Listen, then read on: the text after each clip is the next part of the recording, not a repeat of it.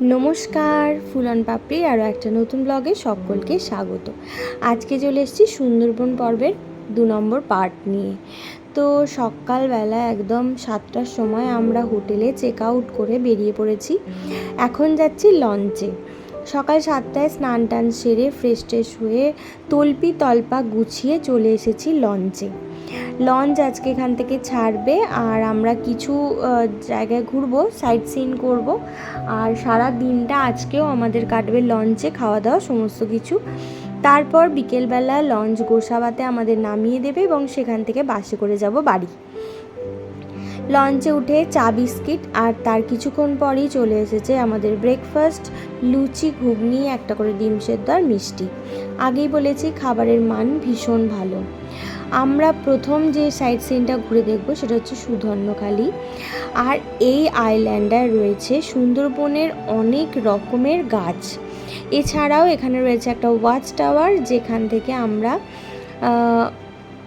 ভাগ্য ভালো থাকলেও দেখা পেতে পারি বাঘ এবং হরিণ, আরও কিছু বন্য জীবজন্তুর। তবে বর্ষাকালে সুন্দরবন এলে বন্য জীবজন্তু দেখার সম্ভাবনা খুবই কম। শীতকালে এলে এই সম্ভাবনাটা বেশি থাকে। তবে সুন্দরবনে যে গাছগুলো সম্বন্ধে আমরা ছোটো থেকে বইতে পড়েছি বা জেনেছি, যেমন গেওয়া, গরান, হোগলা, গোলপাতা, হেতাল, সুন্দরী, গর্জন, আরও নানা রকম গাছ। তো সেই সমস্ত গাছগুলোরই কী উপকারিতা, অপকারিতা বা সেই গাছগুলো বৈশিষ্ট্যই বা কী, সেই সমস্তই আমাদের বোঝাচ্ছে আমাদের গাইড দাদা। এই গাছটা হচ্ছে গোলপাতা গাছ, যেটা আমরা রবীন্দ্রনাথের বইতে পড়েছিলাম, গোলপাতা দিয়ে ছাওয়া। গোলপাতার নাম হলেও গাছের পাতাটা কিন্তু একদমই গোল নয়।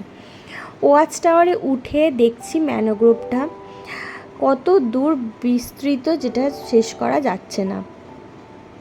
আর এই গাছটায় দেখলাম একটা গ্রিন স্পিড ভাইপার স্নেক, যেটা নাকি খুবই বিষাক্ত এবং বিষধর। তো বাঘের দেখা না পেলেও এরকম সরু ক্যানেল দিয়ে আমাদের লঞ্চ ছুটে চলেছে, দুপাশে ম্যানোগ্রোভের জঙ্গল। আর এই জায়গাগুলো হচ্ছে একদম কোর করিডোর, যাকে বলে যে এই জায়গাগুলো কোনো নেট নেই। ভিডিওতে দেখাই যাচ্ছে যে জায়গাগুলোতে নেট আছে সেই জায়গাগুলো অনেকটা সেফ, কিন্তু এগুলো নেট ছাড়া আমরা বাঘ মোটামুটি যখন শীতকালে বা অন্য কোনো সময় দেখা যায় এই জায়গাগুলোতেই মেনলি দেখা যায়। এবং আমরা লঞ্চে করে বাঘ না দেখলেও এত সুন্দর ম্যানোগ্রোভ অরণ্য এবং তার মাঝখান দিয়ে জলরাশি, আর তাতে আমরা রয়েছি, অপূর্ব সুন্দর একটা দৃশ্য। তার সাথে মেঘ, রোদ্দুর, বৃষ্টির দেখা এখনও পাইনি। আমরা প্রত্যেকেই চাইছিলাম যে লঞ্চে যেতে যেতে যেন আমরা একটু বৃষ্টির দেখা পাই।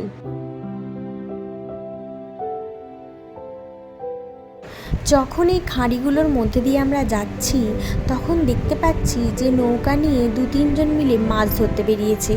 কিরকম একটা অদ্ভুত মনে শিহরণ জাগছিল যে যখন তখন বাঘ কিন্তু ঝাঁপিয়ে পড়তে পারে, তবু এই সংগ্রাম তাদের চালিয়ে যেতেই হয়। তার সাথে এরকম প্রাকৃতিক দৃশ্য উপভোগ করতে করতে হাতে যদি আসে গরম গরম চিংড়ি পকোড়া।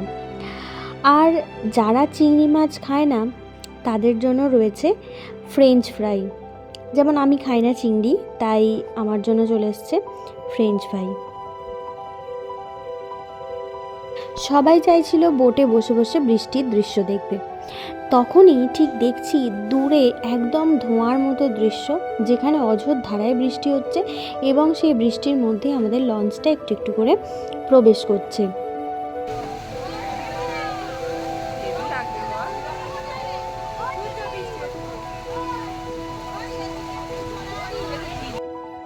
সবাই বৃষ্টি চাইলেও এতটা যে মুষলধারে বৃষ্টি নামবে ঠিক নদীর মাঝখানে, সেটা কিন্তু কেউ আশা করেনি। তাই সবার মনে একটু একটু ভয় জমতে শুরু করেছে। এত বড় নদী, ঠিক তার মাঝখানে যখন আমাদের লঞ্চ, ঠিক সেই মুহূর্তে এরকম বৃষ্টি। তবে লঞ্চের যে দাদারা রয়েছেন ওনারা বললেন ভয়ের কোনো কারণ নেই। বৃষ্টির সাথে যদি হাওয়া থাকে তাহলে নদীতে ঢেউ ওঠে, ভয়টা তখনই। যেহেতু কোনো হাওয়া নেই, নদী একদম শান্ত, তাই ভয়টাও অনেক কম। এবার আমরা চলে এলাম দোবাকি ক্যাম্প। তো এখানে রয়েছে একটা বড় ব্রিজ টাইপের, যেটা টোটালি নেট দিয়ে ঘেরা, আর এই উপর থেকে নিচের ম্যানোগ্রোভ অরণ্য এবং কিছু জীবজন্তু দেখা যেতে পারে। সেই দৃশ্যই আমরা পুরো এইভাবে দেখতে দেখতে যাব, এবং এর অপোজিটে রয়েছে আরও একটা ঘাট, সেখানে আমাদের লঞ্চ এসে দাঁড়াবে এবং আমরা এই পুরো ম্যানোগ্রোভ অরণ্যটা ঘুরে সেই ঘাট থেকে আবার লঞ্চে উঠব।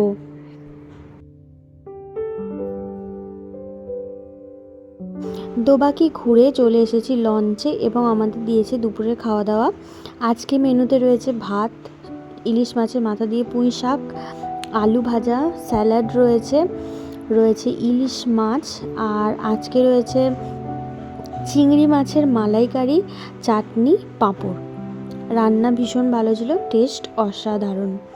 খাওয়া দাওয়া হয়ে গেছে, বৃষ্টিও থেমে গেছে, আকাশটা আস্তে আস্তে পরিষ্কার হতে শুরু করেছে। এবার আমরা যেটা দেখলাম সেটা দেখছি, বাংলাদেশের এরকম বড় বড় জাহাজগুলো আমাদের ভারতে আসছে বাণিজ্য করার জন্য।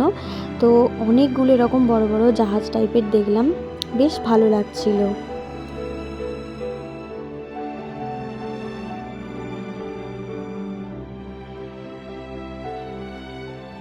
দুদিন বেশ ভালোভাবে ঘুরে আমরা সকলেই খুব ক্লান্ত, আর এবার বাড়ি ফেরার পালা। এই গদখালি জেটি থেকেই আমরা উঠেছিলাম লঞ্চে, আর এই গদখালি দিয়ে নামবো, আর খানিকটা হেঁটে গিয়ে আমাদের জন্য আমাদের বাস অপেক্ষা করছে, এবং সেখান থেকে আমরা এই সুন্দরবন ট্যুর কমপ্লিট করে বাড়ি ফিরবো। ফিডব্যাক ভীষণ ভালো, যারা এখনও সুন্দরবন যাওনি তারা অনায়াসে ঘুরে আসতে পারো, খুব ভালো লাগবে। তবে আজকের মতো ব্লগটা আমার এখানেই শেষ করছি। দেখা হবে আবারও নতুন একটা ব্লগ নিয়ে। কেমন লাগলো অবশ্যই জানিও। তাই আজকের মতো টাটা।